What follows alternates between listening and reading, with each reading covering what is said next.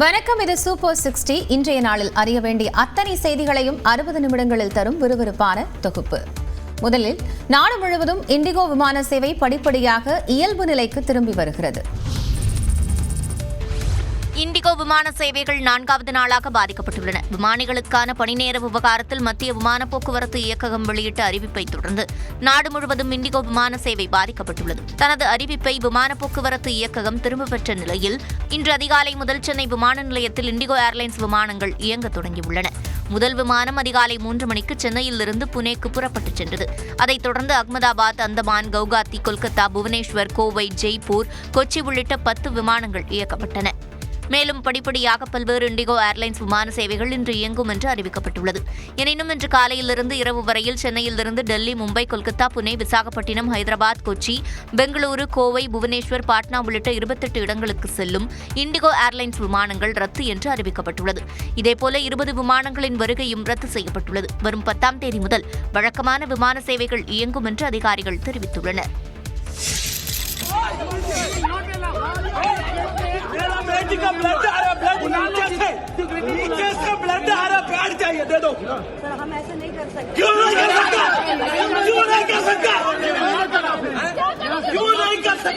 மகளுக்கு sanitary napkin கேட்டு விமான நிலைய ஊழியர்களுடன் பயணி ஒருவர் கதறும் காட்சிதான் இது.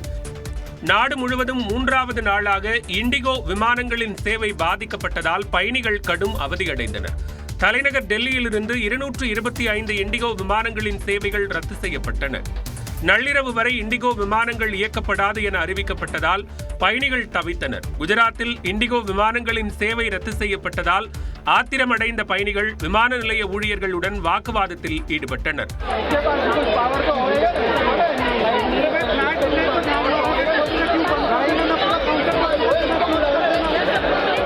சுற்றுலா பயணிகள் அதிக அளவு கூடும் கோவாவிலும் இண்டிகோ விமான சேவை பாதிக்கப்பட்டது. இதனால் திட்டமிட்டு சுற்றுலா சென்றவர்கள் குறிப்பிட்ட நேரத்தில் பணிக்கு திரும்ப முடியாமல் அவதியடைந்தனர். They should have ideally informed us either via email or by message. There was no information. Morning since 5 o'clock we are awake and we are waiting here since 2 hours. There's no information. We are standing in the queue for hours. இதேபோன்று பெங்களூருவில் 102 விமானங்கள், மும்பையில் 104 விமானங்கள், ஹைதராபாத்தில் 92 விமானங்கள் எந்தவித முன்னறிவிப்பும் இன்றி ரத்து செய்யப்பட்டதால் பயணிகள் தவித்தனர்.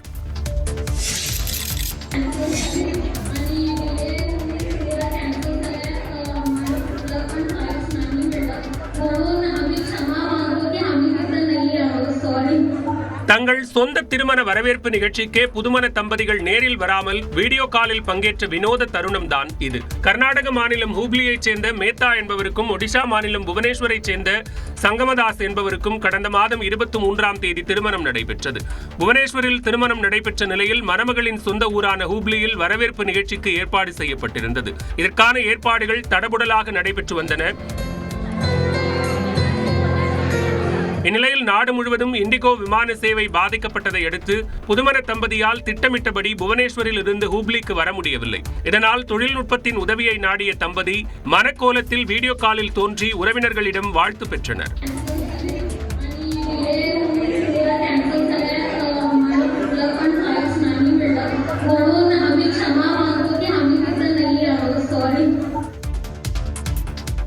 சென்னையிலிருந்து கோவைக்கு விமான கட்டணம் 41,000 ரூபாய் வரை அதிகரித்துள்ளது. இண்டிகோ விமான சேவைகள் பாதிக்கப்பட்டுள்ள நிலையில் சென்னை மற்றும் கோவையில் இருந்து செல்லும் மற்ற விமானங்களின் கட்டணம் பல மடங்கு உயர்ந்துள்ளது.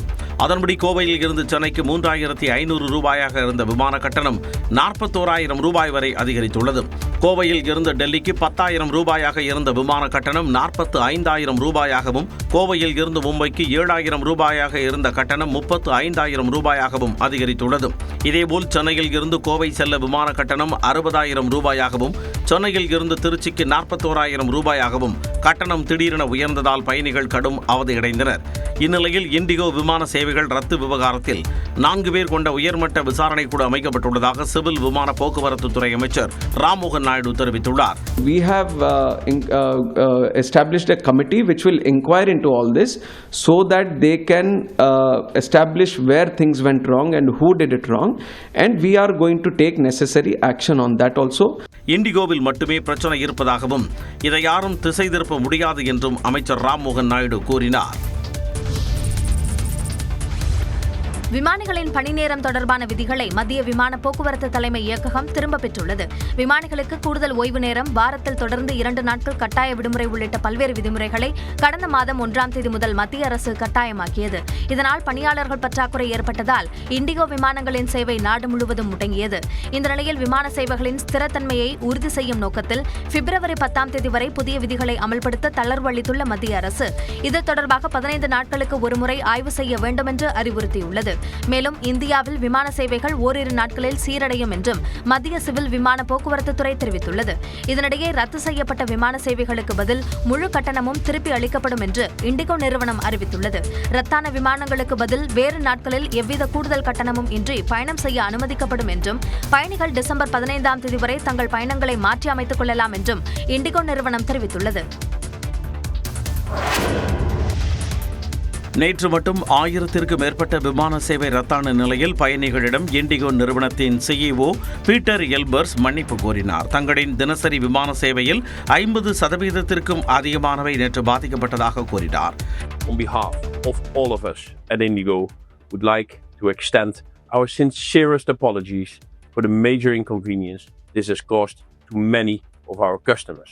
இண்டிகோ விமான சேவை முழுவதுமாக மீண்டும் இயல்பு நிலைக்கு திரும்ப 5 முதல் 10 நாட்கள் வரை ஆகும் என்று தெரிவித்தார். Given the size, scale and complexity of our operation, it will take some time to return to a full normal situation, which we do anticipate between the 10th and the 15th of December. விமானங்கள் ரத்து மற்றும் காலதாமதம் உள்ளிட்டவற்றுக்கு பயணிகளிடம் மன்னிப்பு கோரிய அவர் பயணிகளுக்கு முழு கட்டணம் திருப்பி அளிக்கப்படும் எனவும் தெரிவித்தார். திருப்பரங்குன்றத்தில் தீபம் ஏற்றுவது தொடர்பான மேல்முறையீட்டு மனு மீதான விசாரணை ஒத்திவைக்கப்பட்டுள்ளது. திருப்பரங்குன்றத்தில் தீபம் ஏற்றுவது தொடர்பாக உயர்நீதிமன்றம் பிறப்பித்த உத்தரவுகள் குறித்து சமூக ஊடகங்களில் தேவையின்றி விமர்சிக்க கூடாது என நீதிபதிகள் எச்சரித்துள்ளனர். கார்த்திகை தீபத்தன்று திருப்பரங்குன்றம் மலை உச்சியில் உள்ள தீபத்தூணில் விளக்கு ஏற்ற உயர்நீதிமன்ற மதுரை கிளை நீதிபதி GR சுவாமிநாதன் உத்தரவிட்டிருந்தார்.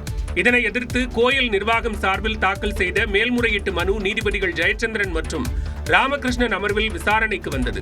அப்போது இந்த பிரச்சனை தீவிரமானது என்பதால் புதிய இடையீட்டு மனுதாரரை சேர்க்க வாய்ப்பில்லை என்று கூறி வழக்கு விசாரணையை வெள்ளிக்கிழமைக்கு ஒத்திவைத்தனர். மேலும் திருப்பரங்குன்றம் மலை உச்சியில் தீபம் ஏற்றுவது தொடர்பான உத்தரவுகள் குறித்து பொதுவெளி மற்றும் சமூக ஊடகங்களில் தேவையின்றி விமர்சனம் செய்வதை ஏற்றுக்கொள்ள முடியாது என்று நீதிபதிகள் தெரிவித்தனர். சமூக ஊடகங்களில் எந்தவிதமான விவாதங்களும் செய்யக்கூடாது என்று கூறிய நீதிபதிகள் நீதிமன்ற மரபுக்கு மீறி நடந்து கொள்ளக்கூடாது என்றும் குறிப்பிட்டனர்.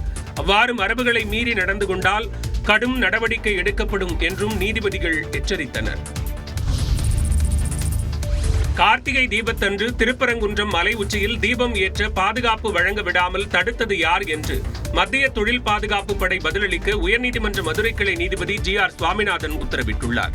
திருப்பரங்குன்றம் மலை உச்சியில் தீபம் ஏற்ற வேண்டும் என்ற உத்தரவை அமல்படுத்தவில்லை என்று கூறி தொடரப்பட்ட நீதிமன்ற அவமதிப்பு வழக்கு மதுரை உயர்நீதிமன்ற மதுரை கிளையில் நீதிபதி GR சுவாமிநாதன் முன்பு விசாரணைக்கு வந்தது. அப்போது தங்களை தீபம் ஏற்ற அனுமதிக்கவில்லை என்றும் காவல்துறை உரிய பாதுகாப்பு வழங்க தவறிவிட்டதாகவும் மனுதாரர் தரப்பில் குற்றம் சாட்டப்பட்டது.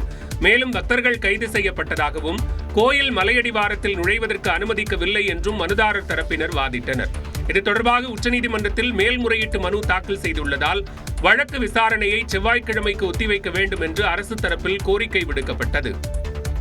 இதனைத் தொடர்ந்து கடந்த 3ஆம் தேதி திருப்பரங்குன்றம் மலை உச்சியில் தீபம் ஏற்ற பாதுகாப்பு வழங்க விடாமல் யார் தடுத்தார்கள் என்று CISF கமாண்டன்ட் பதிலளிக்க உத்தரவிட்டு வழக்கு விசாரணையை செவ்வாய்க்கிழமைக்கு நீதிபதி GR சுவாமிநாதன் ஒத்திவைத்தார். திருப்பரங்குன்றம் மலை உச்சியில் தீபம் ஏற்ற அனுமதித்ததை எதிர்த்த மேல்முறையீட்டு மனு முறையாக இருந்தால் 2 நாட்களில் விசாரிக்கப்படும் என உச்சநீதிமன்றம் தெரிவித்துள்ளது. திருப்பரங்குன்றம் மலை உச்சியில் தீபம் ஏற்ற அனுமதி வழங்கி உயர்நீதிமன்ற மதுரை கிளை நீதிபதி GR சுவாமிநாதன் அனுமதி வழங்கியதை எதிர்த்து தமிழ்நாடு அரசு உச்சநீதிமன்றத்தில் மேல்முறையீடு செய்தது. இதனை அவசர வழக்காக விசாரிக்க வேண்டும் என்று தலைமை நீதிபதி சூரியகாந்த் முன்பு தமிழ்நாடு அரசு தரப்பில் கோரிக்கை வைக்கப்பட்டது. இதற்கு கடும் எதிர்ப்பு தெரிவித்த எதிர்மனுதாரர் உயர்நீதிமன்றத்தின் தீர்ப்பை நிறைவேற்றாமல் தமிழ்நாடு அரசு நாடகமாடுவதாக குற்றம் சாட்டினார். இந்நிலையில் உரிய ஆவணங்களுடன் வழக்கு தாக்கல் செய்திருந்தால் 2 நாட்களில் விசாரணைக்கு பட்டியலிடப்படும் என தலைமை நீதிபதி தெரிவித்தார். உச்சநீதிமன்றத்தில் வாய்மொழியாக குறிப்பிட்டு அதே நாளில் அவசர வழக்காக ஏற்றுக்கொள்ளும் நடைமுறை பின்பற்றப்படாது என கடந்த வாரம் உச்சநீதிமன்ற தலைமை நீதிபதி சூரியகாந்த் தெரிவித்திருந்தது குறிப்பிடத்தக்கது.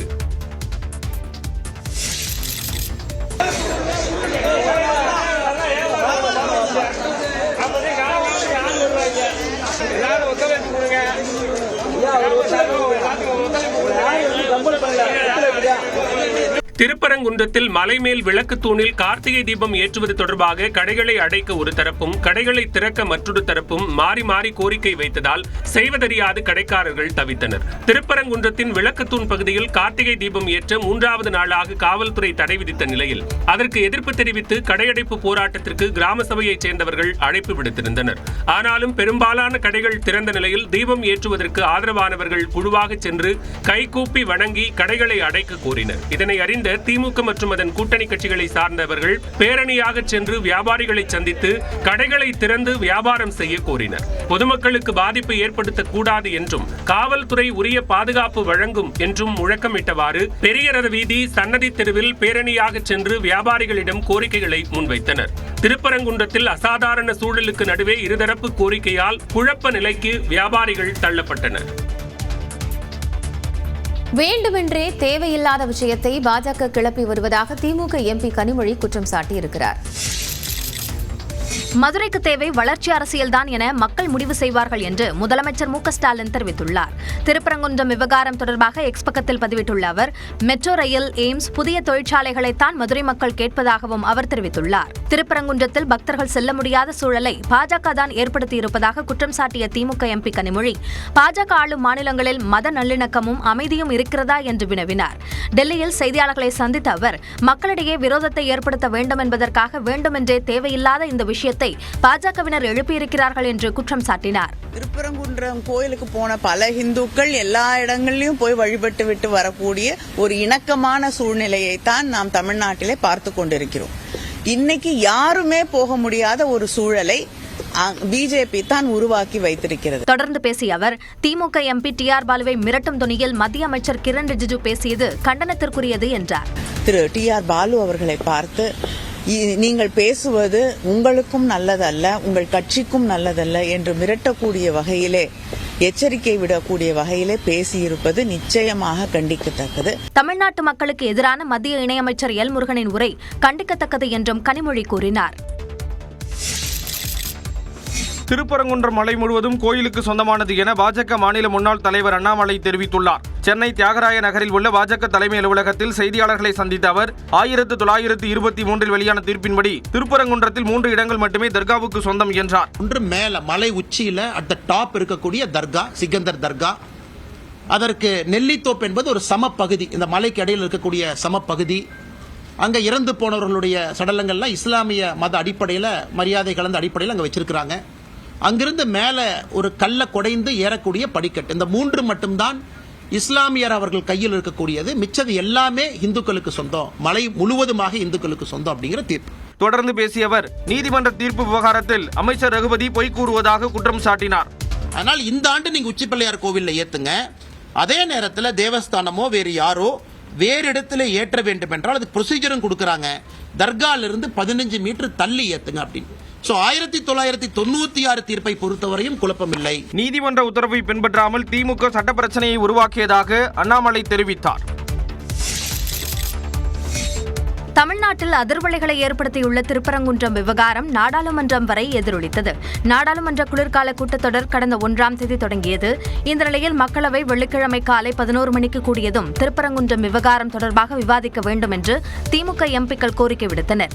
இதற்கு எதிர்ப்பு தெரிவிக்கப்பட்ட நிலையில் அவையின் மையப்பகுதிக்கு வந்த திமுக எம்பிக்கள் தமிழில் முழக்கங்களை எழுப்பினர்.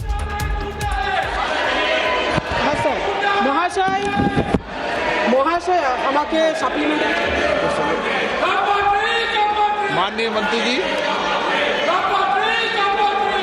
मंत्री जी, இதனைத் தொடர்ந்து நண்பகல் 12 மணி வரை ஒத்திவைக்கப்பட்ட அவை மீண்டும் கூடியது. அப்போது நீதிபதி சுவாமிநாதன் குறித்து திமுக எம்பி டி.ஆர். பாலு சில கருத்துக்களை முன்வைத்தார். இதற்கு மத்திய அமைச்சர் கிரண் ரிஜிஜு எதிர்ப்பு தெரிவித்ததால் டி.ஆர். பாலுவின் கருத்துக்கள் அவை குறிப்பிலிருந்து நீக்கப்பட்டன. This is absolutely wrong on the part of Honorable Member Baluji. How can you cast aspersion on the judge of a High Court? இதையடுத்து பேசிய மத்திய அமைச்சர் எல் முருகன், திமுக அரசு அரசு வழிபாட்டு உரிமையை மறுப்பதாக குற்றம் சாட்டினார். ஒவ்வொருவரும் சுதந்திரமாக சென்று வழிபடுவதற்கான அடிப்படை உரிமை இருக்கிறது. அந்த அடிப்படை உரிமையை தடுக்கின்ற அரசாங்கமாக திமுக அரசாங்கம் இருந்து கொண்டிருக்கிறது சார். நாடாளுமன்றத்தை முடக்க வேண்டும் என்ற எண்ணத்தோடு திமுக உறுப்பினர்கள் செயல்படுவதாகவும் எல் முருகன் தெரிவித்தார். திருப்பரங்குன்றம் விவகாரம் குறித்து விவாதிக்க வலியுறுத்தி மாநிலங்களவையில் எதிர்க்கட்சி எம்பிக்கள் முழக்கம் எழுப்பிய நிலையில் திமுக எம்பிக்கள் வெளிநடப்பு செய்தனர். திருப்பரங்குன்றம் விவகாரம் தமிழ்நாடு மட்டுமன்றி நாடாளுமன்றத்திலும் தாக்கத்தை ஏற்படுத்தியது. திருப்பரங்குன்றம் விவகாரம் குறித்து விவாதிக்க வலியுறுத்தி திமுக எம்பிக்கள் சார்பில் ஒத்திவைப்பு நோட்டீஸ் அளிக்கப்பட்டது. ஆனால் ஒத்திவைப்பு நோட்டீஸை ஏற்க முடியாது என மாநிலங்களவை தலைவர் CP ராதாகிருஷ்ணன் மறுத்ததால் திமுக உள்ளிட்ட கூட்டணி கட்சி எம்பிக்கள் வெளிநடப்பு செய்தனர்.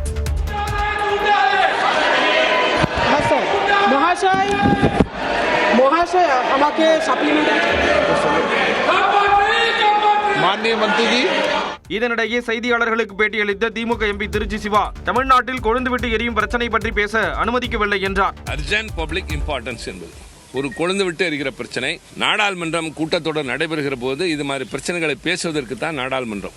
ஆனால் அவைத்தலைவர் பேச அனுமதிக்கவில்லை, எங்கள் குரலை கேட்கவில்லை. எதிர்க்கட்சிகளின் குரலுக்கு மத்திய அரசு செவிசாய்ப்பதில்லை என்றும் திருச்சி சிவா குற்றம் சாட்டினார். அன்றைய அண்ணா திராவிட முன்னேற்ற கழகம் இந்த இடத்துல தான் இன்றைக்கு வழக்கப்படி ஏற்றப்படுகிற இடத்தில் தான் ஏற்றப்பட வேண்டும் என்று அன்றைக்கு நீதிமன்றத்தில் வாதாடி இருக்கிறார்கள். இன்றைக்கு முழுவதும் தான் அடிமை சாசனம் எழுதி கொடுத்து விட்ட காரணத்தாலே தன்னை முழுவதுமாக மறந்துவிட்டு தான் முழு அடிமை என்பதை இந்த சம்பவத்தின் மூலம் அவர் நிரூபித்திருக்கின்றார். அதிமுக தொண்டர்கள் வெட்கப்பட வேண்டும். யாரு போய் டெல்லியில காலில் வந்தது சொல்லு. திமுக பொறுத்தவரை இன்னைக்கும் சொல்றாங்க, கேட்டுங்க, அவங்க பிஜேபியோட மறைமுக உறவு இன்னைக்கு வச்சிட்டு இருக்கிறாங்க. இன்னைக்கு மறைமுக உறவு வச்சிட்டு இருக்கிறாங்க. அவங்க என்ன எழுதப்படாத ஒப்பந்தமா 2026 சட்டமன்ற தேர்தலுக்கு பிறகு நாங்க உங்களுக்கு முழுமையான ஆதரவு தரோம், நாங்க அடிப்பது போல அடிக்கிறோம், நீங்க அழுவது போல அழுவுன்றது அளவுக்கு உள்ளத்துல ஒன்றும் உதட்டுல ஒன்றும் அது மாதிரி பண்றாங்க. நீதிபதி GR சுவாமிநாதனை பதவி நீக்கம் செய்ய வலியுறுத்தி சென்னை உயர்நீதிமன்றம் அருகே மார்க்சிஸ்ட் கம்யூனிஸ்ட் கட்சி போராட்டம் நடத்தியது. அக்கட்சியின் மாநில செயலாளர் சண்முகம் தலைமையில் நடைபெற்ற இந்த போராட்டத்தில் திருப்பரங்குன்றம் தீபத்தூணில் விளக்கேற்ற அனுமதி தந்ததற்கு எதிராக கண்டன முழக்கங்கள் எழுப்பப்பட்டன.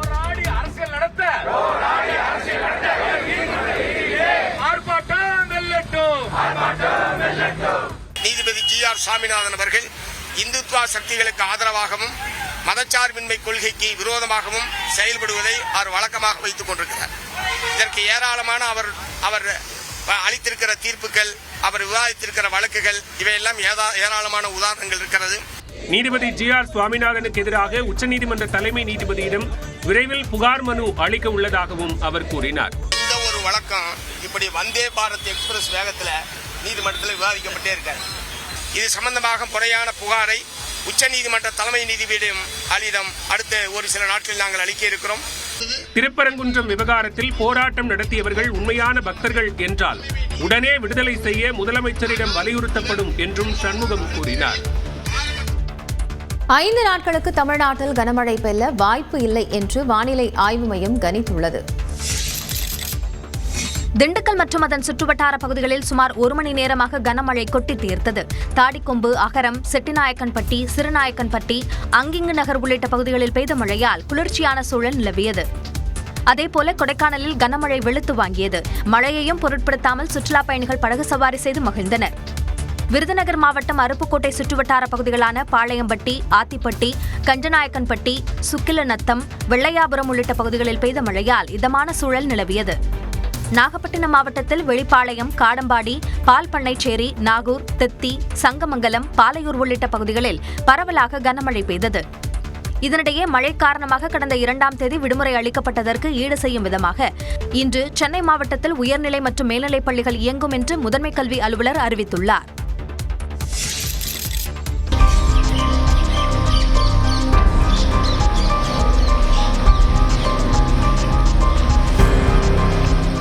திருவள்ளூர் மாவட்டம் சோழவரம் ஏரியில் திறக்கப்பட்ட தண்ணீர் பெருக்கெடுத்து ஓடுவதால் தேவநேரி கிராமம் தனி தீவு போல காட்சியளிக்கிறது. சோழவரம் ஏரியிலிருந்து உபரிநீர் திறக்கப்பட்டுள்ளது. இதனால் தண்ணீர் பெருக்கெடுத்து ஓடுவதால் தேவநேரி, எருமைவெட்டிப்பாளையம் உள்ளிட்ட கிராம மக்கள் டிராக்டர் மூலம் ஆபத்தான முறையில் பயணித்து வருகின்றனர். தீவு போல் கிராமங்களை சூழ்ந்து நிற்கும் தண்ணீரால் எங்கும் செல்ல முடியாமல் தவிப்பதாக அப்பகுதி மக்கள் வேதனை தெரிவித்துள்ளனர். தண்ணீரில் ஆபத்தான நிலையில் கடந்து செல்ல வேண்டிய சூழல் உள்ளதால் தண்ணீரை வெளியேற்ற அரசு நடவடிக்கை மேற்கொள்ள வேண்டும் என்றும் கோரிக்கை விடுத்துள்ளனர். இந்த வாழ்வாதாரம் பாதிக்கு வந்து ஒரு 500 குடும்பம் கிட்ட இருக்குது. எங்கள் அத்தியாவசியம் சாப்பாடு கேப்பாடு எதுவும் இல்லாமல் இதே மாதிரி பணம் எப்படி அந்த காவா தூர்வாரா எனக்கு இந்த அளவு பிரச்சனை இல்லை. பயிர் வந்து ஒரு 60 ஏக்கர் கிட்ட மேலே போயிடுச்சு. சோழவரம் ஏரியில் இருந்து உரிநீர் வெளியேறியதில் சுமார் 200 ஏக்கர் விளைநிலங்களும் நீரில் மூழ்கியுள்ளன. நாகப்பட்டினம் மாவட்டத்தில் பெய்த கனமழையால் அழுகிய நெற்பயிர்களுடன் விவசாயிகள் மாவட்ட ஆட்சியர் அலுவலகத்திற்கு வந்ததால் பரபரப்பு ஏற்பட்டது. கீழையூர் ஒன்றியத்தின் கருங்கண்ணி, விழுந்தமாவடி, கீழப்பிடாகை, காரப்பிடாகை, மகிழி உள்ளிட்ட பகுதிகளில் உள்ள வயல்களில் கடந்த 20 நாட்களாக மழைநீர் வடியாத சூழல் நிலவுகிறது. இதனால் அதிகாரிகள் கணக்கெடுப்பு நடத்தி நிவாரணம் வழங்கிட வேண்டும் என கோரிக்கை விடுத்தனர். புள்ளை வளர்க்குற மாதிரி வளர்த்து ஒவ்வொரு நாளும் பயிரை பார்த்து அது வளரும் போது பார்த்தோம். இப்ப அழுவி போய் அது சேதப்பட்டதை பார்க்கணும், மன உளைச்சலா இருக்கு. ஏக்கருக்கு 30,000 ரூபாய் செலவாயிருக்கு. அதனால இந்த 30,000 முழு நிவாரணத் தொகையை வழங்குமாறு எங்கள் விவசாயிகள் சார்பாக நாங்கள் கேட்டுக்கொள்கிறோம். திருவாரூர் மாவட்டம் முத்துப்பேட்டை அருகே 500 ஏக்கரில் நெற்பயிர்கள் நீரில் மூழ்கியதால் விவசாயிகள் வேதனை அடைந்துள்ளனர். டிட்வா புயல் காரணமாக பெய்த கனமழையால் கோவிலூர், ஆலங்காடு பகுதிகளில் 500 ஏக்கருக்கு மேற்பட்ட சம்பா, தாளடி பயிர்கள் மழைநீரில் மூழ்கியுள்ளது.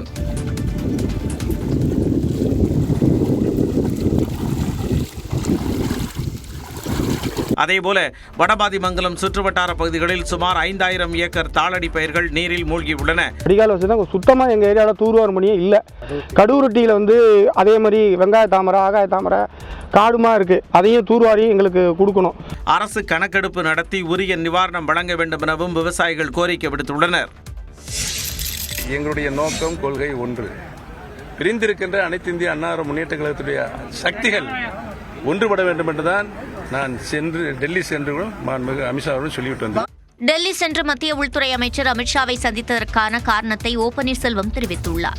முன்னாள் முதல்வர் ஜெயலலிதா நினைவு தினத்தை ஒட்டி சென்னை மெரினாவில் உள்ள அவரது நினைவிடத்தில் முன்னாள் முதலமைச்சர் ஓ பன்னீர்செல்வம் ஆதரவாளர்களுடன் மரியாதை செலுத்தினார். தொடர்ந்து செய்தியாளர்களை சந்தித்த அவர் தனிக்கட்சி தொடங்குவது குறித்த செய்தியாளர்களின் கேள்விக்கு பதிலளித்தார். கேள்வியே தப்பு. நான் எந்த சூழ்நிலையும் எப்பொழுதும் தனிக்கட்சி ஆரம்பிப்பேன் என்று சொல்லவில்லை. நீங்கள் கேள்வி கேட்பதை தவிர்க்கவும். தவைக்காவில் இணைந்த செங்கோட்டையன் தன்னிடம் பேசவில்லை என கூறிய OPS தமிழ்நாட்டு மக்களின் எண்ணத்தின்படி அடுத்த கட்ட நகர்வுகள் இருக்கும் என்றார். நாம் தமிழர் கட்சியின் வேட்பாளர் பட்டியல் வெளியாகியிருக்கிறது. 2026 சட்டமன்ற தேர்தலையொட்டி 100 வேட்பாளர்கள் கொண்ட முதற்கட்ட பட்டியலை நாம் தமிழர் கட்சி வெளியிட்டுள்ளது. தமிழ்நாடு சட்டமன்ற தேர்தல் அடுத்த ஆண்டு நடைபெற உள்ள நிலையில் நாம் தமிழர் கட்சி தனித்து போட்டியிடும் என்று அதன் தலைமை ஒருங்கிணைப்பாளர் சீமான் அறிவித்துள்ளார். அடுத்த ஆண்டு பிப்ரவரி மாதத்தில் திருச்சியில் மக்களின் மாநாடு நடைபெறும் என்றும் அதில் 234 வேட்பாளர்களும் அறிமுகப்படுத்தப்படுவார்கள் என்றும் தெரிவித்திருந்தார். இந்நிலையில் சட்டப்பேரவை தேர்தலுக்கான 100 வேட்பாளர்கள் அடங்கிய முதற்கட்ட பட்டியலை சீமான் வெளியிட்டார். அதில் இடும்பாவனம் வேதாரண்யம் தொகுதியிலும், இயக்குனர் களஞ்சியம் சென்னை 1000 விளக்கு தொகுதியிலும், வீரப்பனின் மகள் வித்யாராணி மேட்டூர் தொகுதியிலும் போட்டியிடுவார்கள் என்று அறிவிக்கப்பட்டுள்ளது. இதில் 40 பெண்களுக்கும் 12 பொது தொகுதிகளில் பட்டியலின வேட்பாளர்களுக்கும் வாய்ப்பு வழங்கப்பட்டுள்ளது. வழக்கறிஞர்கள், மருத்துவர்கள், பொறியாளர்கள், பேராசிரியர்கள், முனைவர்கள் உள்ளிட்டோர் கலந்த பட்டியலை நாம் தமிழர் கட்சி வெளியிட்டுள்ளது. என்னை பார்த்த நிமிடத்தில் நான் உங்கள் ஃபேன் என்று சொல்லி அவர் சொன்ன நிமிடத்தில் நான் மெய்சிலிர்த்து போனேன். விஜய் முன்னிலையில் தாவைக்காவில் இணைந்த பிறகு திராவிட இயக்க பேச்சாளர் நாஞ்சில் சம்பத் தெரிவித்த கருத்துக்களை இவை. திமுக, மதிமுக, அதிமுக, அமமுக ஆதரவு, திமுக ஆதரவு என தனது அரசியல் பயணத்தை தொடர்ந்த நாஞ்சில் சம்பத் தற்போது தமிழக வெற்றிக் கழகத்தில் ஐக்கியமாகியுள்ளார். தாவைக்க தலைவர் விஜய்க்கு நீ முதல்வராகலாம் என்ற புத்தகத்தை வழங்கிய நாஞ்சில் சம்பத் தன்னை தாவைக்காவில் இணைத்துக் கொண்டார். இதைத் தொடர்ந்து சென்னை ஆழ்வார்பேட்டையில் செய்தியாளர்களிடம் பேசிய அவர் நாடு முழுவதும் கட்சியின் பரப்புரையாளராக பவனி வர விஜய் அனுமதித்திருப்பதாக கூறினார். இதனிடையே பாஜக கொள்கை எதிரி என்ற நிலைப்பாட்டில் விஜய் மாறவில்லை என்றார். அவர்கிட்ட கேட்டேன், நீங்க பிஜேபிக்கு கூட ஒரு இணக்கமான போக்கு இருப்பதாக சொல்லுகிறார்கள். அப்படி ஒன்றும் இல்லை. அதிகாரத்தில் இருக்கிற கட்சி தேர்தல் இங்க நடக்க போகுது. அதனால இதை கூர்மையாக விமர்சிக்கிறேன். அதற்கு நேரம் வரும்பொழுது பார்த்துக் கொள்ளலாம். திருப்பரங்குன்றம் விவகாரத்தில் விஜய் கருத்து சொல்லாமல் இருப்பதுதான் நல்லது என்றும் நாஞ்சில் சம்பத் தெரிவித்தார். தாவேகா தலைவர் விஜயுடன் காங்கிரஸ் கட்சி நிர்வாகி பிரவீன் சக்கரவர்த்தி சந்தித்ததாக கூறப்படும் நிலையில் அவர் மீது ஒழுங்கு நடவடிக்கை எடுக்க அகில இந்திய காங்கிரஸ் கட்சி முடிவு செய்துள்ளதாக தகவல் வெளியாகியுள்ளது. திமுக கூட்டணியில் இருந்து காங்கிரஸ் கட்சி வெளியேறி தாவேகாவுடன் கூட்டணி சேரலாம் என வதந்திகள் வெளியானதை அடுத்து அதற்கு முற்றுப்புள்ளி வைக்கும் விதமாக திமுகவுடன் தொகுதி பங்கீடு குறித்த பேச்சுவார்த்தை நடத்த ஐவர் குழுவை நியமித்தது காங்கிரஸ் கட்சி. இந்த குழுவில் காங்கிரஸ் மேலிட பொறுப்பாளர் கிறிஸ் சோடங்கர், தமிழ்நாடு காங்கிரஸ் கமிட்டி தலைவர் செல்வ பெருந்தகை, அகில இந்திய செயலாளர்கள் சூரஜ் எம்.என். ஹெக்டே, நிவேதித் ஆல்வா, சட்டமன்ற காங்கிரஸ் தலைவர் ராஜேஷ்குமார் ஆகியோர் இடம்பெற்றுள்ளனர். இதனைத் தொடர்ந்து இந்த குழுவினர் முதலமைச்சர் மு.க. ஸ்டாலினை கடந்த 3ஆம் தேதி அண்ணா அறிவாலயத்தில் சந்தித்து பேசினர். இச்சூழ்நிலையில் அகில இந்திய வல்லுநர்கள் காங்கிரஸ் அமைப்பின் தேசிய தலைவராக இருக்கும் தமிழ்நாட்டைச் சேர்ந்த பிரவீன் சக்கரவர்த்தி சென்னை பட்டினப்பாக்கத்தில் உள்ள தாவேகா தலைவர் விஜயின் இல்லத்தில் அவரை சந்தித்ததாக கூறப்படுகிறது. இந்நிலையில் கூட்டணிக்குள் குழப்பத்தை ஏற்படுத்தும் வகையில் பிரவீன் சக்கரவர்த்தி விஜயை சந்தித்துள்ளார் என்றும் அவர் மீது ஒழுங்கு நடவடிக்கை எடுக்க வேண்டும் என்றும் தமிழக காங்கிரஸ் தலைவர்கள் கட்சி மேலிடத்திற்கு கோரிக்கை விடுத்துள்ளதாக தகவல் வெளியாகியுள்ளது. ராமநாதபுரம் மாவட்டம் கீழக்கரை அருகே 2 கார்கள் நேருக்கு நேர் மோதிய விபத்தில் ஐயப்ப பக்தர்கள் உட்பட 5 பேர் உயிரிழந்தது சோகத்தை ஏற்படுத்தியுள்ளது. ஆந்திராவிலிருந்து ராமேஸ்வரம் வழியாக ஐயப்ப பக்தர்கள் சிலர் காரில் சபரிமலை சென்று கொண்டிருந்தனர். கீழக்கரை காவல் நிலையம் அருகே வந்தபோது கீழக்கரையிலிருந்து ஏர்வாடி நோக்கி சென்ற கார் மீது நேருக்கு நேர் மோதி விபத்துக்குள்ளானது. இதில் ஒரு காரின் முன்பகுதி அப்பளம் போல் நொறுங்கியது. இந்த விபத்தில் ஐயப்ப பக்தர்கள் உட்பட 5 பேர் உயிரிழந்தனர், 7 பேர் படுகாயமடைந்தனர். அவர்களை சக வாகன ஓட்டிகளும் அப்பகுதி மக்களும் மீட்டு ராமநாதபுரம் அரசு மருத்துவக் கல்லூரி மருத்துவமனையில் அனுமதித்தனர். ஓட்டுநர்கள் தூக்க கலக்கத்தில் இருந்ததால் விபத்து நடந்திருக்கலாம் என்று கூறப்படுகிறது. விபத்து குறித்து வழக்கு பதிவு செய்து போலீசார் விசாரணை நடத்தி வருகின்றனர். கூடங்குளம் அணுமின் நிலையம் மூலம் மலிவான விலையில் மின்சாரம் கிடைப்பதாக ரஷ்ய அதிபர் விளாடிமிர் புட்டின் தெரிவித்துள்ளார். ரஷ்யா யுக்ரைன் இடையிலான போரில் இந்தியா அமைதியின் பக்கமே நிற்கும் என்று பிரதமர் நரேந்திர மோடி உறுதிபட தெரிவித்துள்ளார். 2 நாள் பயணமாக இந்தியா வந்த ரஷ்ய அதிபர் விளாடிமிர் புட்டினுக்கு குடியரசுத் தலைவர் மாளிகையில் சிவப்பு கம்பள வரவேற்பு அளிக்கப்பட்டது. குடியரசுத் தலைவர் திரௌபதி முர்முவும் பிரதமர் மோடியும் புதினை கைகளை குலுக்கி வரவேற்றனர். பின்னர் குடியரசுத் தலைவர் மாளிகை வளாகத்தில் புதினுக்கு இந்திய முப்படைகளின் அணிவகுப்பு மரியாதை அளிக்கப்பட்டது.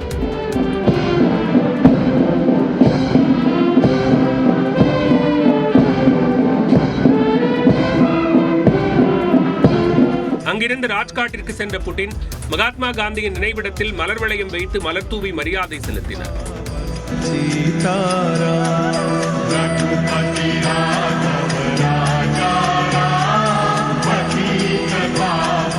பின்னர் ராஜ்காட்டில் பார்வையாளர் புத்தகத்தில் புட்டின் கையெழுத்திட்டார்.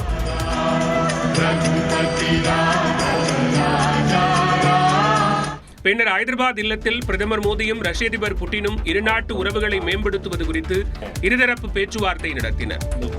शांति का है, हम शांति के हर प्रयासों का समर्थन करते हैं और हम शांति के हर प्रयासों के साथ कंधे से कंधा मिलाकर के खड़े हैं. அமைதிக்கான முயற்சிகளுக்கு இந்தியா தோளோடு தோள் கொடுக்கும் என்றும் பிரதமர் நரேந்திர மோடி தெரிவித்தார். இந்தியாவுக்கு தடையற்ற எரிசக்தி விநியோகத்தை வழங்க தயாராக இருப்பதாக ரஷ்ய அதிபர் விளாடிமிர் புட்டின் தெரிவித்துள்ளார். இந்தியா வந்த ரஷ்ய அதிபர் புட்டினும் பிரதமர் நரேந்திர மோடியும் இருநாட்டு உறவுகளை மேம்படுத்துவது குறித்து பேச்சுவார்த்தை நடத்தினர்.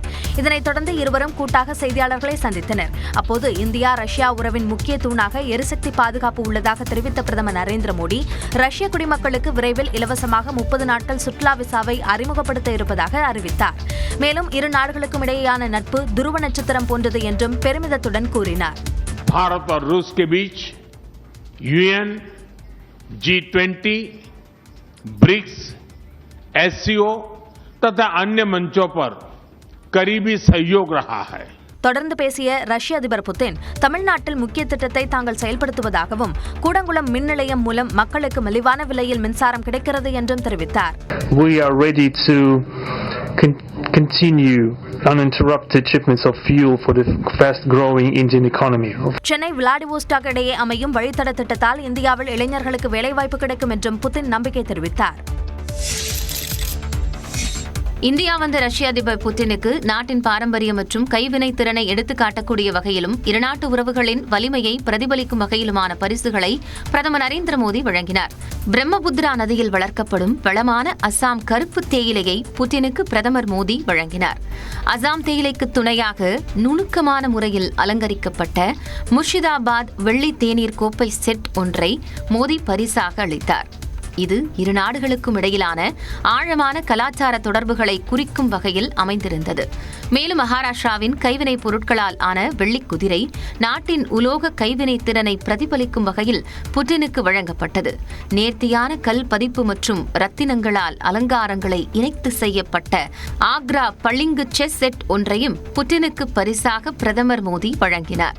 சிவப்பு தங்கம் என்று அழைக்கப்படும் காஷ்மீர் குங்குமம் 2 வெள்ளிக் கிண்ணங்களில் வைத்து புட்டினுக்கு பரிசளிக்கப்பட்டது. பிரதமர் அளித்த பரிசுப் பொருட்களின் முக்கியமானதாக ரஷ்ய மொழியில் மொழிபெயர்க்கப்பட்ட பகவத்கீதை பார்க்கப்படுகிறது. இது இந்தியாவின் ஆன்மீக மற்றும் இலக்கிய பாரம்பரியத்தை உலகளாவிய பார்வையாளர்களிடம் கொண்டு செல்வதற்கான பிரதமரின் நீண்டகால முயற்சிகளில் ஒன்றாக கூறப்படுகிறது. ரெப்போ வட்டி விகிதத்தை 0.25% குறைத்து 5.25% ரிசர்வ் வங்கி நிர்ணயித்துள்ள நிலையில் வீடு வாகன கடன்களுக்கான வட்டி விகிதம் குறைகிறது. ரிசர்வ் வங்கி நிதிக் கொள்கை குழுவின் ஆலோசனைக் கூட்டம் கடந்த 3ஆம் தேதி தொடங்கி 3 நாட்கள் நடைபெற்றது. இறுதி நாளில் வங்கிகளுக்கு ரிசர்வ் வங்கி வழங்கும் குறுகிய கால கடனுக்கான ரெப்போ வட்டி விகிதத்தை 0.25% குறைத்து ரிசர்வ் வங்கி ஆளுநர் சஞ்சய் மல்கோத்ரா அறிவித்துள்ளார். The MPC voted unanimously to reduce the policy repo rate by 25 basis points. Repo வட்டி விகிதம் 5 ஆண்டுகளாக 6.50% இருந்த நிலையில் நடப்பாண்டில் மட்டும் 4வது முறையாக குறைக்கப்பட்டுள்ளது. இது கடந்த 3 ஆண்டுகளில் இல்லாத அளவுக்கு குறைந்த விகிதமாகும். மேலும் பணவீக்கம் கட்டுப்பாட்டில் உள்ள நிலையில் நாட்டின் பொருளாதார வளர்ச்சி விகிதம் வலுவாக உள்ளதாகவும் இது பொருளாதாரம் சீராக இருப்பதை குறிப்பிடும் அரிதான கோல்டிலாக்ஸ் காலம் என்றும் ரிசர்வ் வங்கி ஆளுநர் சஞ்சய் மல்கோத்ரா கூறினார். Inflation pressures are even lower as the impact of increased prices of precious metals in this inflation number is about 50 basis points. Growth, while remaining resilient, is expected to soften somewhat. October November மாதங்களில் மேற்கொள்ளப்பட்ட GST சீர்திருத்தம் பண்டிகை தொடர்பான செலவினங்கள் ஆகியவை உள்நாட்டு தேவையை அதிகரிக்க செய்ததாக சஞ்சய் மல்கோத்ரா தெரிவித்தார். நடப்பு நிதியாண்டுக்கான பொருளாதார வளர்ச்சி மதிப்பீட்டை 6.3%இலிருந்து 7.3% இருக்கும் என்றும் ரிசர்வ் வங்கி மாற்றியுள்ளது. பணப்புழக்கத்தை அதிகரிக்க டிசம்பர் மாதத்தில் 1 லட்சம் கோடி ரூபாயை வங்கி கட்டமைப்புக்குள் கொண்டுவர உள்ளதாகவும் சஞ்சய் மல்கோத்ரா கூறியுள்ளார். அமெரிக்க அதிபர் டொனால்டு டிரம்பிற்கு அமைதி பரிசு வழங்கப்பட்டுள்ளது.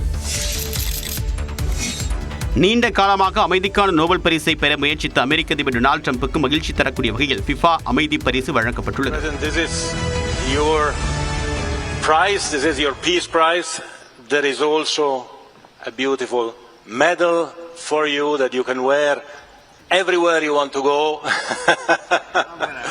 Right now. Okay, let me hold. Fantastic. Excellent. உலக கால்பந்து அமைப்பான ஃபிஃபா சார்பில் ட்ரம்புக்கு அமைதிக்கான பரிசு இந்த ஆண்டு வழங்கப்பட்டுள்ளது. வாஷிங்டன் டிசி நகரில் நடைபெற்ற விழாவில் ஃபிஃபா தலைவரும் தன்னுடைய நண்பருமான கியானி இன்ஃபான்டினோவின் முன்னிலையில் அமைதி பரிசுக்கான மெடலை அவரே அணிவித்துக் கொண்டார். விழாவில் பேசிய ட்ரம்ப் இந்தியா பாகிஸ்தான் போர் உட்பட பல்வேறு போர்களை தான் முடிவுக்கு கொண்டு வந்ததாக கூறினார். Congo is an example. Over 10 million people killed and it was heading for another 10 million very quickly, and it just the fact that we could do that, India, Pakistan, so many different wars that we're able to end, in some cases a little bit before they started, just right before they started. It was going to be late, but we got them done, and it's such an honor. இதனிடையே December 10ஆம் தேதி Nobel பரிசு வழங்கக்கூடிய விழா நார்வேயில் நடைபெறவுள்ளது குறிப்பிடத்தக்கது. India தென்னாப்பிரிக்கா அணிகளுக்கு இடையிலான 3வது ஒருநாள் கிரிக்கெட் போட்டி விசாகப்பட்டினத்தில் இன்று நடைபெறவுள்ளது. 3 போட்டிகள் கொண்ட தொடரில் இரு அணிகளும் தலா ஒரு போட்டியில் வெற்றி பெற்றுள்ளன. இரு போட்டிகளிலும் இந்தியா முதலில் பேட்டிங் செய்தது. முதல் போட்டியில் 349 ரன்களை குவித்து 17 ரன்கள் வித்தியாசத்தில் வென்ற இந்திய அணி 2வது போட்டியிலும் 358 ரன்களை குவித்த நிலையில் 4 விக்கெட் வித்தியாசத்தில் தோல்வியை கண்டது. இந்நிலையில் தொடரை தீர்மானிக்கும் போட்டியாக 3வது போட்டி அமைந்துள்ளது. சாம்பியன்ஸ் கோப்பை தொடரை கைப்பற்றிய பின்னரும் கேப்டன் பொறுப்பிலிருந்து ரோஹித் சர்மா விடுவிக்கப்பட்ட பின்னரும் இந்தியா ஒருநாள் தொடரை கைப்பற்றவில்லை. ஏற்கனவே டெஸ்ட் தொடரை 2-0 என்ற கணக்கில் இழந்த இந்திய அணி ஒருநாள் தொடரை வென்றே ஆக வேண்டிய கட்டாயத்தில் இருக்கிறது. இந்நிலையில் விசாகப்பட்டினம் ஆடுகளம் பேட்டிங்கிற்கு சற்று சாதகமாக இருப்பதால் வாஷிங்டன் சுந்தருக்கு ஓய்வளித்து மிடில் ஆர்டர் பேட்டிங்கை பலப்படுத்த திலக் வர்மாவுக்கு வாய்ப்பளிக்க அணி நிர்வாகம் திட்டமிட்டிருப்பதாக கூறப்படுகிறது. இரு அணிகளும் சேர்ந்து 690 ரன்கள் எடுத்தால் அதிக ரன்கள் குவிக்கப்பட்ட 3 போட்டிகள் கொண்ட ODI தொடர் என்ற சாதனை படைக்கப்படும் என்பது குறிப்பிடத்தக்கது. இலங்கைக்கான நிவாரணப் பொருட்களை முதலமைச்சர் மு.க. ஸ்டாலின் இன்று அனுப்பி வைக்கிறார்.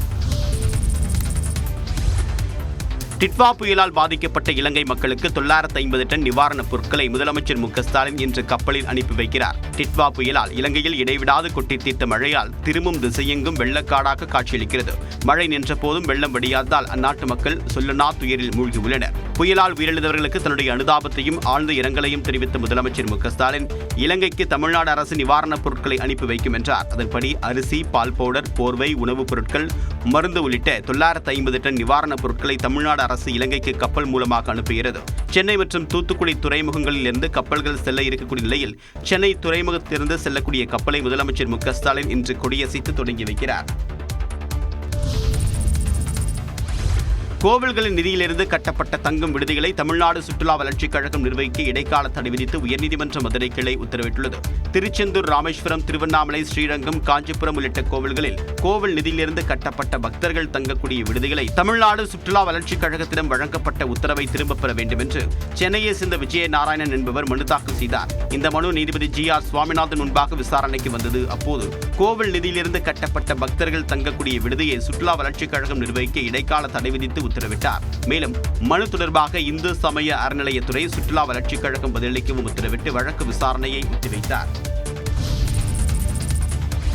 தமிழ்நாட்டில் 6,39,00,000 SIR படிவங்கள் விநியோகிக்கப்பட்ட நிலையில் பூர்த்தி செய்யப்பட்ட 98% படிவங்கள் கணினிமயமாக்கப்பட்டுள்ளதாக இந்திய தேர்தல் ஆணையம் தெரிவித்துள்ளது. பீகாரை தொடர்ந்து தமிழ்நாடு, கேரளா, சத்தீஸ்கர், மேற்கு வங்கம், குஜராத், புதுச்சேரி உள்ளிட்ட 12 மாநிலங்கள் மற்றும் யூனியன் பிரதேசங்களில் SIR எனப்படும் தீவிர வாக்காளர் திருத்தப் பணிகள் நடைபெற்று வருகின்றன. தமிழ்நாட்டில் டிசம்பர் 4ஆம் தேதியுடன் பணிகளை முடிக்க திட்டமிட்டிருந்த நிலையில் ஒரு வாரம் கூடுதலாக கால அவகாசம் அளிக்கப்பட்டுள்ளது. இந்த நிலையில் நாடு முழுவதும் 50,92,00,000 SIR படிவங்கள் விநியோகிக்கப்பட்டுள்ளதாகவும் அதில் பூர்த்தி செய்யப்பட்ட 49,18,00,000 படிவங்கள் கணினியில் பதிவேற்றம் செய்யப்பட்டுள்ளதாக இந்திய தேர்தல் ஆணையம் தெரிவித்துள்ளது. தமிழ்நாட்டில் 6,39,00,000 அதாவது 99.81% படிவங்கள் வழங்கப்பட்ட நிலையில் பூர்த்தி செய்யப்பட்ட 6,29,00,000 படிவங்கள் அதாவது 98.23% கணினியில் பதிவேற்றம் செய்யப்பட்டுள்ளன. ஜெயலலிதாவின் 9வது நினைவு நாளை அதிமுகவினர் கடைபிடித்தனர். முன்னாள் முதலமைச்சர் ஜெயலலிதாவின் நினைவு தினத்தையொட்டி சென்னை மெரினாவில் உள்ள அவரது நினைவிடத்தில் எடப்பாடி பழனிசாமி மற்றும் அதிமுக நிர்வாகிகள் மரியாதை செலுத்தினர். முன்னாள் முதலமைச்சர் ஜெயலலிதாவின் 9ஆம் ஆண்டு நினைவு தினம் இன்று அனுசரிக்கப்பட்டது. இதனையொட்டி சென்னை மெரினா கடற்கரையில் உள்ள ஜெயலலிதாவின் நினைவிடத்தில் அதிமுக பொதுச் செயலாளர் எடப்பாடி பழனிசாமி தலைமையில் கட்சி நிர்வாகிகள் மலர் வளையம் வைத்து மரியாதை செலுத்தினர்.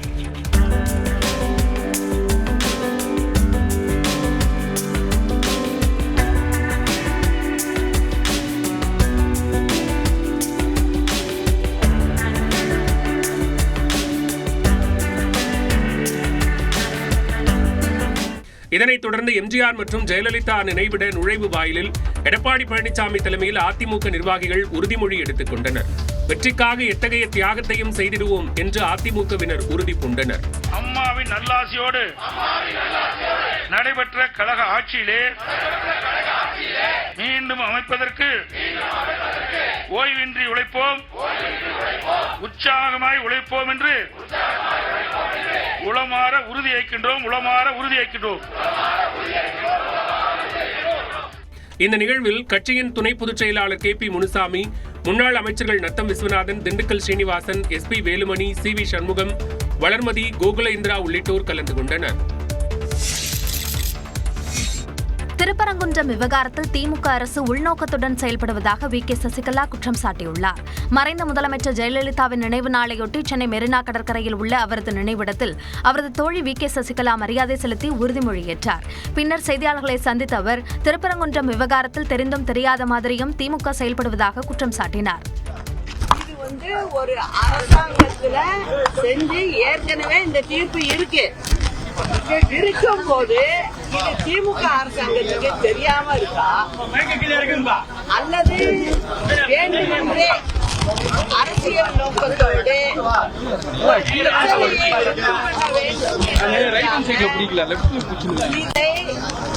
தெரிந்தும் தெரியாமல் மறைத்து போனாங்களா அப்படிங்கிறது ஒரு பெரிய கேள்வி. தாவேக்காவில் செங்கோட்டையன் இணைந்ததென்பது அவசரத்தில் எடுத்த முடிவு என்று விமர்சித்தார்.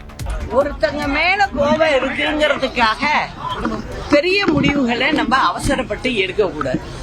இதேபோல ஜெயலலிதா நினைவிடத்தில் மரியாதை செலுத்திய பிறகு செய்தியாளர்களை சந்தித்த அமமுக பொதுச் செயலாளர் டிடிவி தினகரன் திருப்பரங்குன்றத்தில் அமைதிக்கு குந்தகம் விளைவிக்க கூடாது என்றார். அரசியலுக்காக மதத்தையும் ஜாதியையும் கையில் எடுக்கின்ற இயக்கம் அல்ல அம்மா மக்கள் முன்னேற்ற கழகம். ஜாதியின் பெயராலோ அல்லது திருவிழாக்களின் பெயராலோ எந்த ஒரு இடைஞ்சலையும் யாரும் ஏற்படுத்துவதை தயவு செய்து தவிர்த்துவிட வேண்டும். தமிழ்நாட்டு மக்கள் இது போன்ற அரசியலை உறுதியாக ஏற்க மாட்டார்கள். தாவேக்காவில் செங்கோட்டையன் இணைந்தது பற்றி விமர்சிப்பது அவரது மரியாதையை குறைப்பதாக இருக்கும் என்றும் டிடிவி தினகரன் கூறினார். அதிமுக அமித்ஷாவின் கைகளுக்கு சென்று விட்டதாக உதயநிதி கூறியிருக்கிறார். மதத்தை வைத்து குழப்பத்தை ஏற்படுத்தலாம் என்போரின் ஆசை தமிழ்நாட்டில் பலிக்காது என்று துணை முதலமைச்சர் உதயநிதி ஸ்டாலின் தெரிவித்துள்ளார். திருவண்ணாமலை திருக்கோவிலூர் சாலையில் உள்ள மாவட்ட திமுக அலுவலகத்தில் வடக்கு மண்டல இளைஞரணி கழக நிர்வாகிகளுடன் அவர் தனித்தனியே நேர்காணல் நடத்தினார். பின்னர் செய்தியாளர்களிடம் பேசியபோது மதத்தை வைத்துக் கொண்டு குழப்பத்தை ஏற்படுத்த நினைத்தால் அதற்கு தமிழக அரசு இடம் கொடுக்காது என்று கூறினார். மதத்தை வச்சுக்கிட்டு இங்கே ஏதாவது குழப்பத்தை ஏற்படுத்த நிச்சயமாக அவங்களுடைய ஆசை தமிழ்நாட்டு மண்ணில் நிச்சயம் அது பலிக்காது. இது திராவிட மண், தமிழ் மண். நிச்சயமாக அதற்கு நம்முடைய அரசும் இடம் கொடுக்காது. நிச்சயமாக தமிழ்நாட்டு மக்கள் இதை விரும்ப மாட்டாங்க. இதைத் தொடர்ந்து விழுப்புரம் மாவட்டம் செஞ்சியில் திமுக சார்பில் வாக்குச்சாவடி முகவர்கள் மற்றும் நிர்வாகிகள் ஆலோசனைக் கூட்டத்தில் அவர் கலந்து கொண்டார். நிகழ்ச்சியில் பேசிய அவர் முன்பு அமித்ஷாவை சந்திக்க டெல்லிக்கு திருட்டுத்தனமாக சென்று வந்த அதிமுக முக்கிய நிர்வாகிகள் தற்பொழுது வெளிப்படையாக செல்வதாக கூறினார்.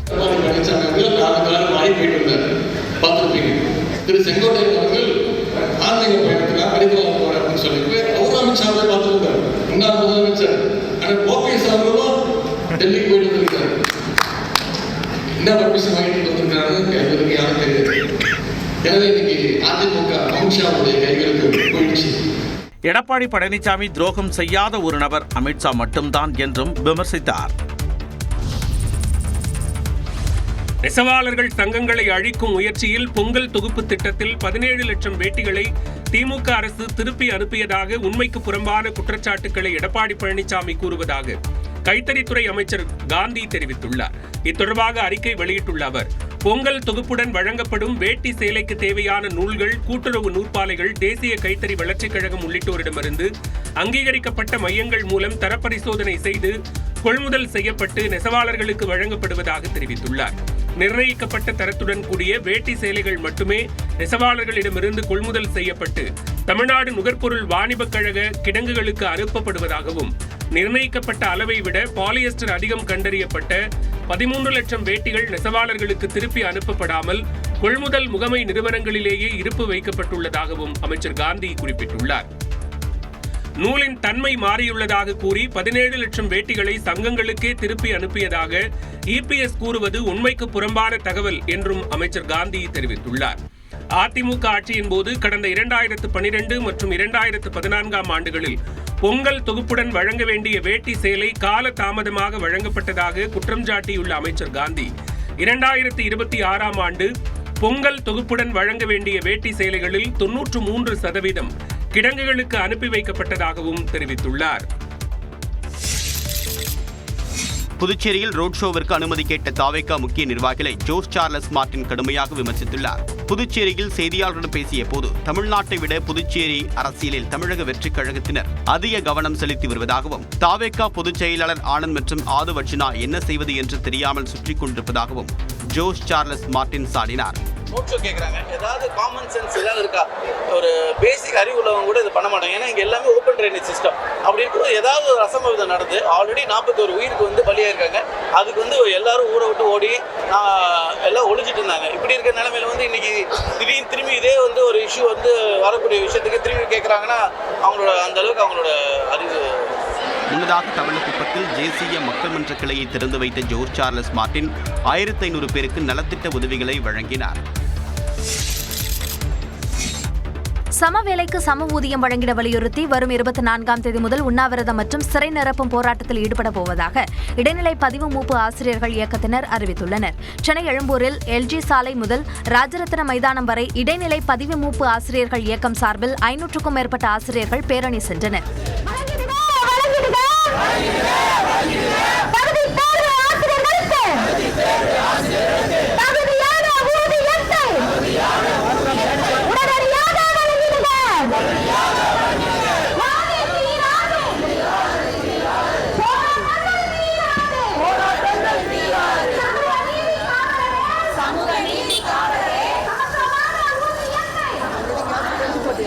பின்னர் செய்தியாளர்களை சந்தித்த அந்த சங்கத்தின் பொதுச் செயலாளர் ராபர்ட், முதலமைச்சர் உடனடியாக கவனம் செலுத்தி ஊதிய முரண்பாட்டை களைய வேண்டும் என்று கோரிக்கை வைத்தார். 1/1/2023 இதற்காக ஒரு குழு அமைக்கிறோம். அப்போதுதான் இந்த ஊதிய முரண்பாடு களைவதற்கு சரியாக இருக்கும் என்ற ஒரு முன்னெடுப்பால் தமிழக முதல்வரால் 1ஆம் தேதி 1/1/2023 அறிவிக்கப்பட்ட குழு இப்ப எங்க இருக்குன்னு எங்களுக்கு தெரியல. போராட்டம் நடத்தினால் அரசு உடனடியாக குழு அமைப்பதாகவும் அந்த குழுவால் ஒரு பயனும் ஏற்படுவதில்லை என்றும் ஆசிரியர்கள் குற்றம் சாட்டினர். மேகதாது அணைக்கு எதிராக விவசாயிகள் ரயில் மறியல் போராட்டத்தில் ஈடுபட்டனர். கர்நாடகாவில் மேகதாது அணை கட்ட எதிர்ப்பு தெரிவித்து தஞ்சாவூரில் சோழன் விரைவு ரயிலை மறித்து தமிழ்நாடு காவிரி விவசாயிகள் சங்கத்தினர் போராட்டம் நடத்தினர். மேகதாதுவில் அணை கட்ட வரைவு அறிக்கை தயார் செய்ய அனுமதி அளித்து உச்சநீதிமன்றம் அண்மையில் உத்தரவிட்டது. இதற்கு எதிர்ப்பு தெரிவித்து தமிழ்நாடு காவிரி விவசாயிகள் சங்க பொதுச் செயலாளர் பழனியப்பன் தலைமையில் போராட்டம் நடைபெற்றது. தஞ்சாவூரிலிருந்து சென்னை செல்லும் சோழன் விரைவு ரயிலை மறித்து கண்டன கோஷங்களை போராட்டக்காரர்கள் எழுப்பினர்.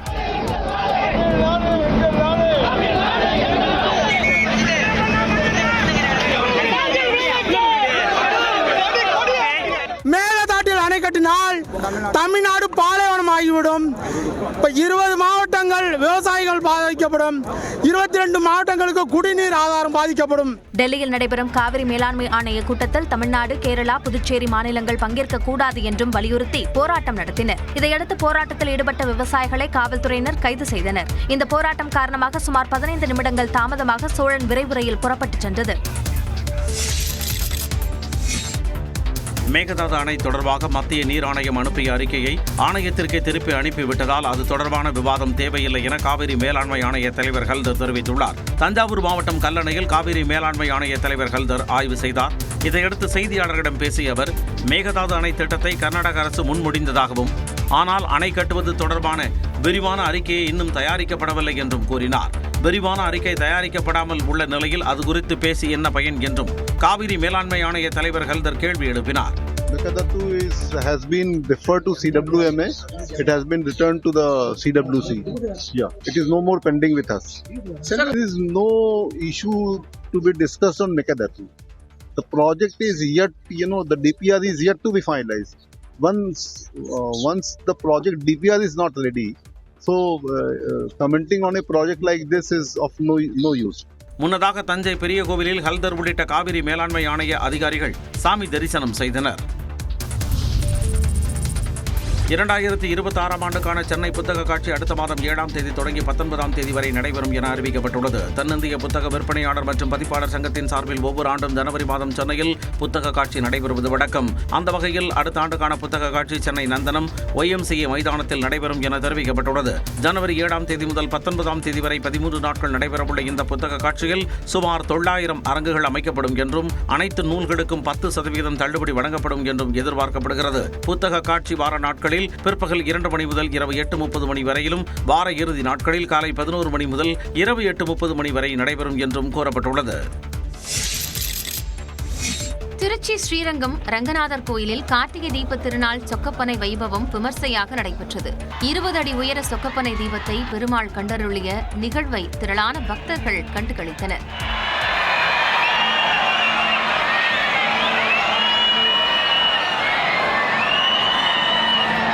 காஞ்சி வரதராஜ பெருமாள் கோயிலில் சொக்கப்பனை கொளுத்தப்பட்ட பிறகு பெருமாள் மாட வீதிகளில் உலா வந்து பக்தர்களுக்கு அருள் பாலித்தார்.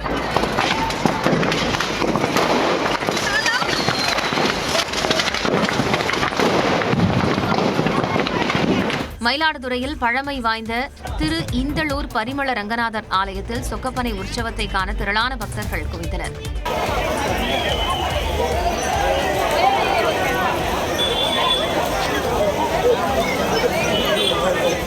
பின்னர் பரிமள ரங்கநாதர் சன்னதி தெருவில் வீதி உலா வந்தபோது பொதுமக்கள் தீபாராதனை எடுத்து வழிபட்டனர். உயரழுத்த மின்கம்பியால் கண்டெய்னர் லாரி தீப்பிடித்த நிலையில் அதன் அருகில் சென்றவர் மின்சாரம் பாய்ந்து உயிரிழந்தார்.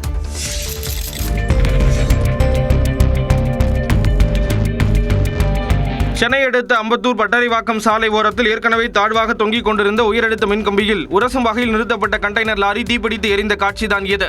ராணிப்பேட்டையிலிருந்து ஓட்டுநர் அவினாஷ் என்பவர் தான் ஓட்டி வந்த காலியான கண்டெய்னர் லாரியை அம்பத்தூர் தொழிற்பேட்டை ஆவின் சாலையில் 5வது பெட்டாலியன் விடுதி வளாகம் அருகே சாலை ஓரம் நிறுத்தியுள்ளார். அந்த இடத்தில் ஏற்கனவே சாலையில் தாழ்வாக சென்ற உயரழுத்த மின்சார கம்பிகள் கண்டெய்னர் லாரி மீது உரசியதில் மின்சாரம் பாய்ந்து லாரி தீப்பிடித்து எரிய தொடங்கியது.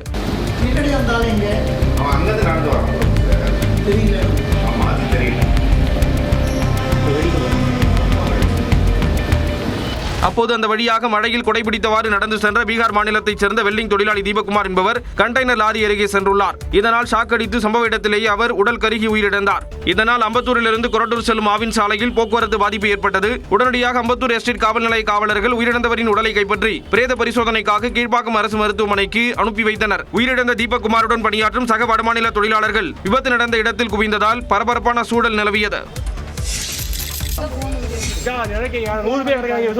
நீங்க உங்க தேசம் இருக்காங்க பூரா இருங்க. நீங்க தம்பி உள்ள வச்சுக்கோங்களேன், நான் செத்து போயிருவேன். கவனம் போயிருவேன். போலீஸ் ஒருத்தன் கூட்டு போய் செத்து போயிருவேன். உங்க தேசம் இருக்காங்க பூராத்தையும் வேலை வச்சுருவாங்க. என்ன முடியும்? ஏன்னா போய் விசுவாசம் அப்படி இருக்காங்க. சிவகாசியில் போதை இளைஞர் ஒருவர் காவல்துறைக்கு மிரட்டல் விடுக்கும் துறையில் பேசிய காட்சிகளை இவை.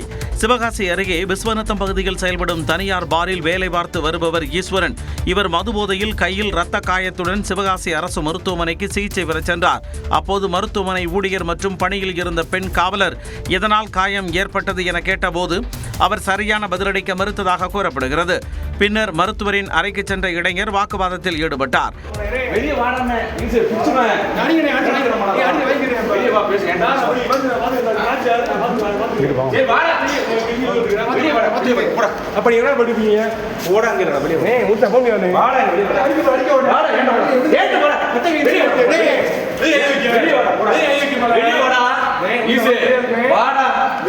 அரசு மருத்துவமனை ஊழியர் மற்றும் பெண் காவலரை இளைஞர் ஒருவர் மதுபோதையில் மிரட்டும் துணியில் நடந்து கொண்ட சம்பவத்தால் அப்பகுதியில் சலசலப்பு ஏற்பட்டது. தஞ்சை மாவட்டம் கும்பகோணம் அருகே 12ஆம் வகுப்பு மாணவன் மீது கொலைவெறி தாக்குதல் நடத்திய 11ஆம் வகுப்பு மாணவர்கள் 15 பேர் கைது செய்யப்பட்டனர். பட்டீஸ்வரம் பகுதியில் இயங்கி வரக்கூடிய அறிஞர் அண்ணா மாதிரி மேல்நிலைப் பள்ளியில் திருவாரூரை சேர்ந்த 17 வயது மாணவன் 12ஆம் வகுப்பு படித்து வருகிறார். இவருக்கும் அதே பள்ளியில் 11ஆம் வகுப்பு படிக்கக்கூடிய மாணவர் ஒருவருக்கும் கடந்த சில மாதங்களுக்கு முன்பாக வாக்குவாதம் ஏற்பட்டதாக கூறப்படுகிறது. இந்த விவகாரம் காவல் நிலையம் வரை சென்றதை அடுத்து மாணவர்களின் எதிர்காலம் கருத்து இரு தரப்பினரின் பெற்றோரை வரவழைத்து பேச்சுவார்த்தை செய்தும் எச்சரிக்கை செய்தும் அனுப்பி வைத்தனர். இந்நிலையில் 12ஆம் வகுப்பு மாணவன் தன்னுடைய நண்பர்களுடன் மதிய உணவு இடைவேளையில் கழிவறைக்கு சென்ற போது 11ஆம் வகுப்பு மாணவர்களுடன் தகராறு ஏற்பட்டுள்ளது. இதையடுத்து மாலை பள்ளி முடிந்து வீட்டிற்கு செல்லக்கூடிய வழியில் 12ஆம் வகுப்பு மாணவனை 11ஆம் வகுப்பு மாணவர்கள் கட்டையால் தாக்கியுள்ளனர். இதில் படுகாயமடைந்த மாணவன் தஞ்சை அரசு மருத்துவமனையில் சிகிச்சைக்கு அனுமதிக்கப்பட்ட நிலையில் மேல் சிகிச்சைக்காக தனியார் மருத்துவமனையில் அனுமதிக்கப்பட்டார். இதனிடையே இந்த சம்பவம் தொடர்பாக பட்டீஸ்வரம் காவல் நிலையத்தில் 11ஆம் வகுப்பு படிக்கக்கூடிய மாணவர்கள் 15 பேரை கைது செய்து இளஞ்சிறார் நீதிமன்றத்தில் ஆஜர்படுத்தி தஞ்சாவூர் சிறுவர் சீர்திருத்த பள்ளியில் அடைத்தனர். தூத்துக்குடி மாவட்டம் விளாத்திக்குளம் அருகே பிரிட்ஜ் மீது மெழுகுவர்த்தி ஏற்றி வைத்ததால் பிரிட்ஜ் வெடித்ததில் வீடு எரிந்து சேதமடைந்தது. மீனாட்சிபுரம் நடுத்தருவை சேர்ந்த சின்ன முனியசாமி என்பவருடைய வீட்டில் அவருடைய மனைவி காளியம்மாள் பிரிட்ஜ் மீது மெழுகுவர்த்தி ஏற்றி வைத்துவிட்டு உறவினர் வீட்டுக்கு சென்றதாக கூறப்படுகிறது. அப்போது வீட்டில் யாரும் இல்லாத நிலையில் பிரிட்ஜ் மீது ஏற்றி வைக்கப்பட்ட மெழுகுவர்த்தியால் பிரிட்ஜ் முழுவதுமாக தீப்பற்றி எரிந்து பயங்கர சத்தத்துடன் வெடித்தது. இதில் வீட்டில் இருந்த கட்டில், பீரோ, மிக்சி, சமையல் பாத்திரங்கள் என்று அனைத்து பொருட்களும் தீயில் எரிந்து நாசமாகின. தகவல் அறிந்து விரைந்த தீயணைப்பு துறையினர் சமையல் அறையில் இருந்த கேஸ் சிலிண்டரை பாதுகாப்பாக மீட்டு 1 மணி நேர போராட்டத்திற்கு பிறகு தீயை கட்டுக்குள் கொண்டு வந்தனர். இந்த சம்பவம் குறித்து விளாத்திக்குளம் காவல் நிலைய போலீசார் வழக்கு பதிவு செய்து விசாரணை மேற்கொண்டு வருகின்றனர். திண்டுக்கல்லில் லட்சதீப வழிபாடு கோலாகலமாக நடைபெற்றது. திண்டுக்கல் மாவட்டம் தாடிக்கொம்பு சவுந்தரராஜ பெருமாள் கோவிலில் லட்சதீப வழிபாடு விமர்சையாக நடைபெற்றது. தாடிக்கொம்பு சவுந்தரராஜ பெருமாள் கோவிலில் ஆண்டுதோறும் திருக்கார்த்திகை தீப திருநாளுக்கு மறுநாள் லட்சதீப வழிபாடு நடைபெறுவது வழக்கம். அந்த வகையில் சிறப்பு அபிஷேகம் நடைபெற்று ஏகாந்த குலத்தில் சவுந்தரராஜ பெருமாள் புறப்பட கோவில் மணி ஒலிக்கப்பட்டது. இதனைத் தொடர்ந்து சவுந்தரராஜ பெருமாளுடன் சந்நிதியில் இருந்து திருக்கொடி தீபம் புறப்பட்டது.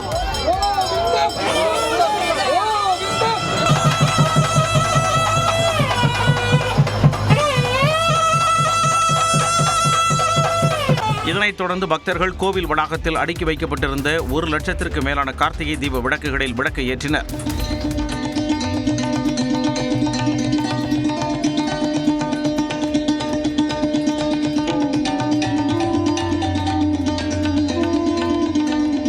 தொடர்ந்து சவுந்தரராஜ பெருமாள் திருக்கொடி தீபத்துடன் வலம் வந்து ராஜகோபுரத்தை வந்தடைந்தார். இதன் பின்னர் சொக்கப்பனை கொடுக்கப்பட்டது.